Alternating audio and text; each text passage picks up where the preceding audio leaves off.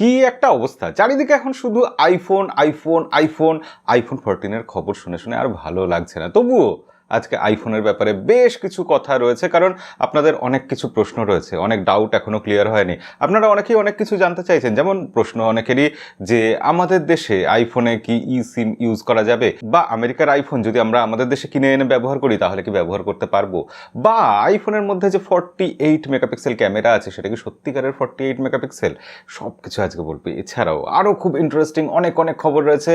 তো চলুন আমরা ভিডিও শুরু করে দিই। তবে আপনাদের কাছে যে দাবিটা বরাবর থাকে, লাইক করে দেবেন, সাবস্ক্রাইব করে দেবেন, একটা কমেন্ট করবেন অবশ্যই আপনার মূল্যবান মতামত জানিয়ে। আজকের ভিডিওর শুরুতেই আপনাদের যে পোল দিয়েছিলাম, আপনারা যে ভোট দিয়ে জানিয়েছেন সেই ব্যাপারে রেজাল্ট কি হলো জানিয়ে রাখি আপনাদের কাছে। পোলে প্রশ্ন ছিল যে গুগল সার্ভিস ছাড়া এখন 2022 সালে আপনি কি হুয়াওয়ের ফোন কিনতে চাইবেন।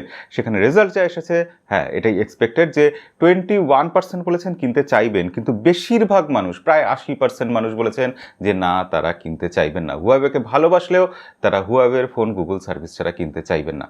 তো আমরা এবার প্রথম টেক নিউজের দিকে যাব। তার আগে আপনাদের কৌতূহল মিটিয়ে পড়ে রাখি, এই ঘড়িটা কিন্তু ডিজোর ঘড়ি, ডিজো ওয়াচ আর টক। এটা আমার পার্সোনাল ঘড়ি, আমার ঘড়িটা খুব ভালো লেগেছে, নিজে ইউজ করছি। আর যে দুটো ঘড়ি আপনাদের জন্য উপহার হিসাবে রয়েছে, সেই দুটো ঘড়ি গিভঅ্যাওয়েতে আপনাদের জন্য একদম ফ্রেশ নতুন বক্স প্যাক, সিল্ড প্যাক একেবারে যে ঘড়ি থাকবে সেগুলো আপনাদের বাড়ি পৌঁছে দেওয়া হবে। যদি আপনি এখনও সেই গিভঅ্যাওয়েতে অংশগ্রহণ না করে থাকেন, অবশ্যই যান, অংশগ্রহণ করুন। ডেসক্রিপশানে বা এন্ড স্ক্রিনে আমি লিঙ্ক দিয়ে রাখবো, সেখানে গিয়ে আপনাকে শুধু অংশগ্রহণ করতে হবে। প্রথম খবর 13ই সেপ্টেম্বর, মানে 13ই সেপ্টেম্বরটা খবর নয়, কিন্তু দিনটা এমনই যে স্মার্টফোন ইন্ডাস্ট্রিতে একটা বড় দিন হতে চলেছে, কারণ এই দিন ইন্ডিয়াতে মোটো H30 ফিউশন, H30 আলট্রা এই দুটো ফোন লঞ্চ হতে চলেছে। তার সাথে সাথে রিয়েলমি নার্জো 50i এই ফোনটাও ইন্ডিয়াতে লঞ্চ হতে চলেছে। মোটোরোলার ফোন হ্যাঁ আছে আমার কাছে, আমি এখন টেস্ট করছি অলরেডি। ফোনটা ইন্টারেস্টিং, তবে তার বাইরেও আরও কিছু কথা আছে, সেগুলো ভিডিওতে হবে। দ্বিতীয় খবর, আরও একটা স্মার্টফোন খুব শীঘ্রই ইন্ডিয়াতে লঞ্চ হতে চলেছে, Vivo V25 Pro। আপনারা দেখেছিলেন আমাদের চ্যানেলে আনবক্সিং হয়েছিল, কিন্তু তার যে ছোট ভাই শুধু V25 সেটা খুব শিগগিরই ইন্ডিয়াতে লঞ্চ হতে চলেছে। সেই ফোনটাও এই মুহূর্তে আমার কাছে আছে এবং সেটাও টেস্টিং চলছে। তবে যাই হোক না কেন, সেই ফোনটা কিন্তু বাংলাদেশে যাবে, তাই এই ফোনটার ব্যাপারে বেশ কিছু ব্যাপার আমাকে ভাবতে হচ্ছে, দেখতে হচ্ছে যে বাংলাদেশের প্রাইসিং যেটা হবে সেই দামে ফোনটা জাস্টিফাই করবে কিনা। আর এই ফোনটাতে একটা বিশেষ ব্যাপার জানা যাচ্ছে যে 50 মেগাপিক্সেল সেলফি ক্যামেরা আছে। সেলফি ক্যামেরা অবভিয়াসলি ফ্রন্ট সাইডেই থাকে, আর ব্যাক সাইডে 64 মেগাপিক্সেল ট্রিপল ক্যামেরা সেটআপ থাকছে, আর বাদ বাকি সবকিছু সেগুলো ভিডিওতে হবে ক্রমশ। কোয়ালকম স্ন্যাপড্রাগন 8 Gen 1 এই প্রসেসর এই বছর স্ন্যাপড্রাগনের তরফ থেকে ফ্ল্যাগশিপ প্রসেসর ছিল, অনেক ফোন আমরা দেখেছি, কিন্তু তার নেক্সট জেনারেশন যেটা আসবে কোয়ালকম স্ন্যাপড্রাগন 8 Gen 2, সেটা কবে আসছে? নভেম্বরের 14 তারিখ কোয়ালকমের একটা ইভেন্ট রয়েছে, তো সেখানে সম্ভবত লঞ্চ হবে। এবং তারপর প্রথম যে ফোন, যে কোম্পানি সেই প্রসেসর দিয়ে ফোন নিয়ে আসবে, তার নাম OnePlus 11 Pro। এখন অব্দি এটুকুই লিক এসেছে যে OnePlus-এর তরফ থেকে একটা ফ্ল্যাগশিপ ফোন ওই নভেম্বরের শেষের দিকে লঞ্চ হতে পারে, যে ফোনটাতে প্রথম থাকবে কোয়ালকম স্ন্যাপড্রাগন 8 Gen 2 প্রসেসর, মানে প্রথম স্লটটা বুক করে নিয়েছে OnePlus। ওকে, এবার তাহলে আমরা আইফোনের খবরে চলে আসি। আইফোন 14 কেমন হয়েছে? অনেক রকম মিম মার্কেটে ঘুরে বেড়াচ্ছে, সেই সব নিয়ে আমরা বলবো না, কারণ আমরা নিন্দুকের দলে পড়ি না। আইফোন 14 সিরিজের বেশ কিছু ব্যাপার রয়েছে যেগুলো ভালো, আমরা এটা মানি, কিন্তু এই ব্যাপারে একটা মিমের কথা না বললেই নয়, ঠাট্টা করার জন্য নয়। এই মিমটা এই কারণেই গুরুত্বপূর্ণ যে এই মিমটা শেয়ার করেছেন স্টিভ জবসের মেয়ে। হ্যাঁ, অ্যাপেলের প্রতিষ্ঠাতা, অন্যতম আমরা জানি কিংবদন্তি একজন গোটা বিশ্বের স্টিভ জবস, তার মেয়ে বলছেন যে আইফোন 14 সিরিজ যেটা এসছে সেটা নতুন জামা পরে, মানে ওই একই জামা পরে আবারও এসেছে আইফোন 13। তো কি বলবো, আর মিমটা আপনারা দেখতে পাচ্ছেন। আপনাদের এই ব্যাপারে মতামত কি কমেন্টে লিখে জানাবেন। আইফোন 14-এর ব্যাপারে বলার আগে আইফোন 15-এর ব্যাপারে একটা খবর দিয়ে নিই। আইফোন 15-এ সম্ভবত ই সিম থাকবে সব দেশে। হ্যাঁ, এখন এই বছর ই সিম আমরা শুধুমাত্র দেখছি ইউএসএ ভেরিয়েন্টে, এবার আমরা দেখতে পাবো ই সিম সব দেশে আইফোন 15 সিরিজে। এবং সেখানে কোথাও গিয়ে বোধহয় এটা ইঙ্গিত আসছে যে অ্যাপেল তারপর, মানে সেই সময় আইফোন 15 সিরিজ থেকে তারা পোর্টলেস আইফোন নিয়ে আসতে পারে। কারণ আপনারা ভেবে দেখুন, টাইপ সি পোর্ট অ্যাপেলকে বাধ্যতামূলকভাবে দিতেই হবে আইফোন 15 থেকে। তারা সেই রাস্তায় যাবে? অ্যাপেল যেরকম কোম্পানি, তারা টাইপ সির দিকে যাবে বলে আমার মনে হয় না, তারা সরাসরি পোর্টলেস আইফোনে চলে যাবে। এবং শুধুমাত্র এটাই মেজর চেঞ্জ হতে পারে আইফোন 15 সিরিজে, এবং এই নিয়েই গোটা দুনিয়াতে তোলপাড় হয়ে যাবে যে পোর্টলেস আইফোন আসলো, আর কোনো চেঞ্জ করার দরকারই পড়বে না। আইফোন 14 সিরিজ হুবহু তুলে বসিয়ে দেবে, চেঞ্জ বলতে শুধু পোর্টলেস করে দেবে, ব্যাস। তাই নেই গোটা দুনিয়ায় তোলপাড় হয়ে যাবে। হ্যাঁ, ইউএস এর মডেলগুলোতে ই সিম থাকবে, কোনো ফিজিক্যাল সিম কার্ড লাগানো যাবে না, এবং গোটা বিশ্বের অন্যান্য দেশে কিন্তু একটা সিম একটা ই সিম কার্ড লাগানো যাবে আইফোনগুলোতে। এবং ইউএস এর মডেল আপনি যদি কোনো কারণে আমাদের দেশে কিনে নিয়ে আসেন, তাহলে যদি আপনি ই সিম ব্যবহার করতে পারেন সেক্ষেত্রে অবশ্যই আপনার ফোন চলবে, কোনো রকম সমস্যা হবে না। আপনাদের প্রথম প্রশ্ন, আইফোনের ব্যাটারি এবার কিরকম হয়েছে? আইফোন 14 সিরিজের ব্যাটারি আইফোন 13 সিরিজের থেকে বেটার হয়েছে, এটা অ্যাপেল বলছে। ব্যাটারি ক্যাপাসিটি তারা বলেনি, তবে ব্যাটারি ব্যাকআপ আমরা যখন ভিডিও দেখব তখন বলা হচ্ছে কিছুটা সময় 1 ঘন্টার মতো আইফোন প্রো মডেলে সেটা বেশি ব্যাকআপ দেবে, এবং আইফোন প্রো ম্যাক্স মডেলেও সেরকম 1 ঘন্টার মতো বা 1 থেকে 2 ঘন্টা বেশি ব্যাকআপ দেবে।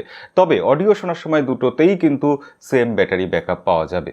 আপনারা এখানে একটা চার্ট দেখছেন, এটা থেকে মোটামুটি তুলনামূলকভাবে বুঝতে পারবেন আইফোন 14 সিরিজের ব্যাটারি ব্যাকআপ কতটা বেটার হবে বলে অ্যাপেল দাবি করছে। আইফোন 14 প্রো মডেলগুলোতে যে 48 মেগাপিক্সেল আছে, সেটা কি 48 মেগাপিক্সেলের সেন্সার? না, একেবারেই তা না। পিক্সেল বিনিং টেকনোলজি দিয়েই এটা করা হবে।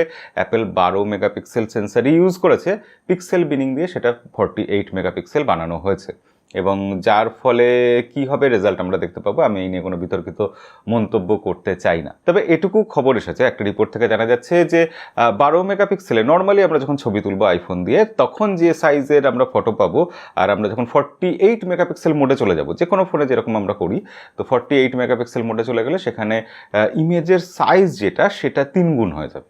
স্বাভাবিক, অ্যান্ড্রয়েডে তাই হয়, আইফোনেও তাই হবে। পরের প্রশ্ন, আইফোন কি তাহলে সব কিছু একই রকম রেখেছে বা আপগ্রেড করেছে? না, এটা একেবারেই হয়নি। আইফোন 14 সিরিজে যেটা সব থেকে বড় মিসিং জায়গা, যেটা অ্যাপেল দেয়নি বলে চারিদিকে সমালোচনা হচ্ছে, সেটা হচ্ছে আইফোন 14 সিরিজের ফোনগুলোতে ওয়াইফাই 6E অর্থাৎ লেটেস্ট ওয়াইফাই নেই। যে কোনো ফ্ল্যাগশিপ ফোনে এখন এটা প্রায় কম্পালসারি বলতে পারেন, কারণ গুগল থেকে আরম্ভ করে স্যামসাং সবাই ফ্ল্যাগশিপ ফোনগুলোতে, OnePlus পর্যন্ত ওয়াইফাই 6E দিচ্ছে, সেখানে অ্যাপেল সেটা দিচ্ছে না। তার মানে ইউজাররা এত প্রিমিয়াম টাকা পয়সা খরচা করার পরও তারা নেটওয়ার্ক যে স্পিডটা হবে, ওয়াইফাই স্পিড যেটা হবে, সেই স্পিডের ক্ষেত্রে তারা কিন্তু অনেকটাই পিছিয়ে থাকবেন। একটা ওয়াইফাই নেটওয়ার্কে যখন 10টা প্রিমিয়াম ফোন কানেক্টেড থাকবে, সেখানে সব থেকে কম স্পিড পাবে কে? হ্যাঁ, আইফোনের প্রো মডেলগুলো পর্যন্ত। তো এই জায়গাতে অ্যাপেল কিন্তু এত টাকা চার্জ করার পরও সত্যি খুব বড় একটা ব্লান্ডার করেছে। এই বছরের আইফোনে সব থেকে বেশি যে জিনিসটা হাইলাইট করা হয়েছে সেটা কোনো হার্ডওয়্যার নয়, সেটা সফটওয়্যার। সাধারণত আইফোনে আমরা কোনো হার্ডওয়্যারে বড়সড় চেঞ্জ দেখি, অন্তত ক্যামেরার ক্ষেত্রে হার্ডওয়্যারে বিশাল চেঞ্জ হয়েছে এরকম ব্যাপারটা অ্যাপেল ফোকাস করতো এতদিন, কিন্তু এবার তা হয়নি। এবার শোটাকে, মানে যেটা ইংরেজিতে বলে আর কি, শোটাকে চুরি করে নিয়ে গেছে ওই ডায়নামিক আইল্যান্ড বলে জিনিসটা, অর্থাৎ নচটার মধ্যে যে নানা রকমভাবে চেঞ্জ হচ্ছে এই ব্যাপারটা।